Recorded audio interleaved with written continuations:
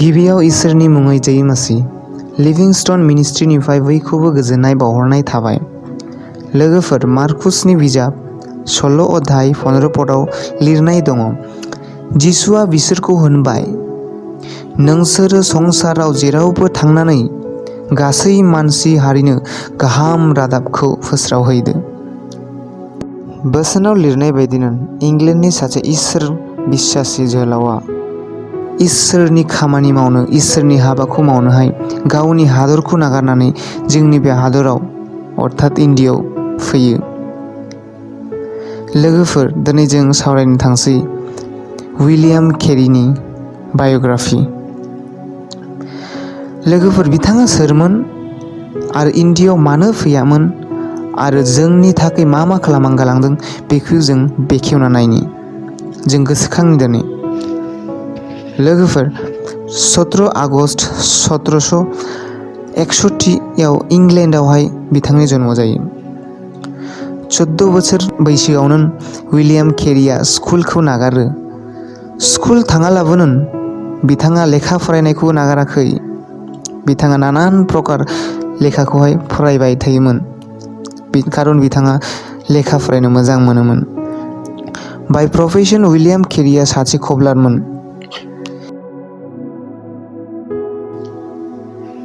जन होननाय सासे गावनि लोगोनिफ्राय इसोरनि बोसोनखौ खोनानो मोनो आरो बिनि उनावनो बिथाङा इसोरखौ सिनायो। 17-18 बोसोर बैसोआवनो इसोरनि बोसोनखौ फोस्रावजेनो। बिनि उनाव हेकेल्टन होननाय मोनसे गामियावहाय गावनि लोगोफोरजों ज' जानानैहाय मोनसे गिर्जा न' लुखाङो। बिथाङा बेप्टिस्ट मिशनारिमोन। इस्ट इन्डिया कम्पानिनि सार्जेन्ट डक्टर थमासजों उइलियाम केरीआ गावनि फेमिलिखौ लानानैहाय इन्डियायाव फैनो ओंखारो। 5 मास समुद्रनि नावआव गाखोनानैहाय फैयो। 11 नभेम्बर 1793 कलकाता सहराव सफैयो। राम बसु होननाय सासे व्यक्तिया उइलियाम केरीखौहाय साहाय्य खालामो थानायनि थाखाय आरो बिनो बिथांखौहाय बेंगलिखौ फोरोंजेनो। उइलियाम केरीआ बांला भाषाखौ सोलोङो जेन' गामिनि मानसिफोरा बयबो मोजाङैनो बुजिनो हायो आरो इसोरखौ नाजावो। लासै लासै उइलियाम केरीजों उइलियाम वर्थ, जशुआ मार्शमेन आरो बिनि हिन्जाव हाना ज' जायो श्रीरामपुराव। श्रीरामपुराव थांनायनि सिगां उइलियाम केरीआ कलकातानि साखाथि बेन्डेल, सुन्दरबन, मदनाबाटी होननाय जायगायावबो थायो। बिनि उनाव श्रीरामपुराव मोनसे स्कुलखौ लुखाङो आरो बिहा गोरलैफोरखौ फोरोङो। बेजों लोगो बाइबेलखौबो बिथाङा बांलायाव ट्रान्सलेट खालामो आरो 1801 सनाव फेब्रुवारि मासाव गोदान रादाया पाब्लिश जायो, जायखौ जों दिनैहाय फरायो आरो गिर्जायाव लाङो आरो इसोरनि बोसोनखौ मिथिनो मोनो। शुद्ध मात्र बेंगलियावबो नङा, पान्जाबी, माराठी, गुजराती, संस्कृत, हिन्दी इत्यादि भाषायावहाय बिथाङा ट्रान्सलेट खालामलांदों। इन्डियायाव फैनानै 7 बोसोर उनावहाय कृष्णपाल होननाय सासे खोमसि हारिनि मानसिखौ उइलियाम केरीआ फार्स्ट टाइम ख्रिस्टियानाव कनभार्ट खालामो आरो बेबायदिनो इसोरनि हाबाफारिखौ मावलांगासिनो थायो। बाइबेलखौहाय बिथाङा ट्रान्सलेट खालामलांगासिनो थायो, साफायगासिनो थायो।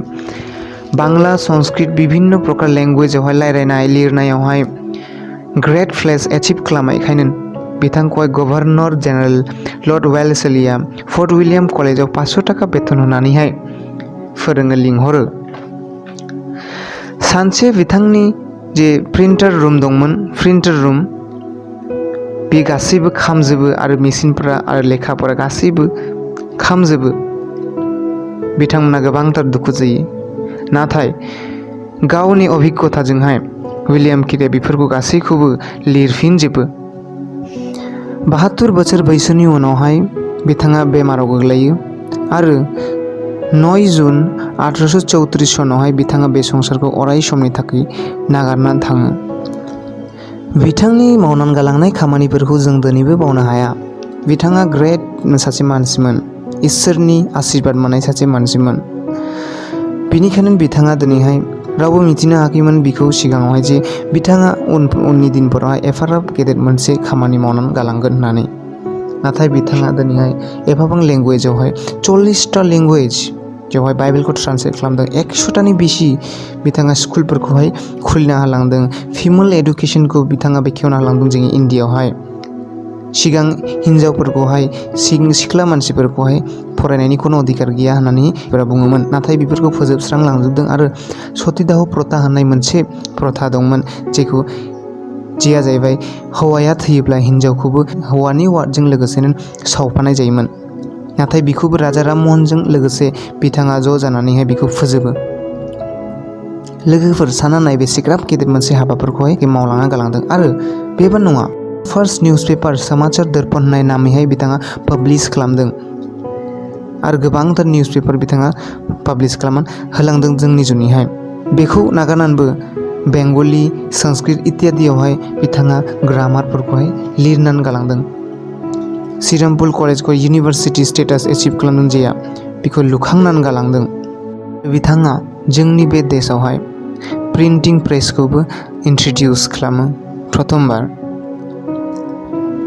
बिनि थैनाय समाव हिन्दु, मुस्लिम, पन्डित, विभिन्न जातिनि मानसिफोरा ज' जायो। आरो इण्डियाआव जेब्ला बिथाङा फैजेनोमोन अब्ला बे जोंनि इण्डियाआव जेबो गैयामोन। नाथाय जेब्ला बिनि थैनाय समावहाय 30 मिशनारि, 40 लकेल टिचार्स, 45टा चार्च आरो 600 बिश्वासी बिथाङा लुखांनानै गालाङो। लोगोफोर, जेरैबायदि विलियाम केरिया इसोरनि बोसोनखौहाय जेरैबायदि मार्कुस बिजामाव लिरनाय दङ 16नि 15आवहाय बुजिनानै बिथाङा इसोरनि रावखौ फोसावनायनि जुनै गावनि देशखौ नागारनानै गावनि गासैबो संसारिक लुबैनायफोरखौ नागारनानैहाय जोंनि बे देशआव फैनानै इसोरनि बोसोनखौ फोस्रावफैदों। लोगोफोर, जोंबो फैदोंनिहाय बेबायदिनो इसोरनि रावखौ फोसावदोनि गासै बुहुमानियाव आरो इसोरनि रायजोखौ फुवारलांदोनि। लोगोफोर, दिनैनि भिडिअ बे सिमनसै। मोजां मोनदोंब्ला प्लिज लाइक एन्ड शेयार आरो साबस्क्राइब खालामो दाबाव। जय मासि, प्रेज द लर्ड।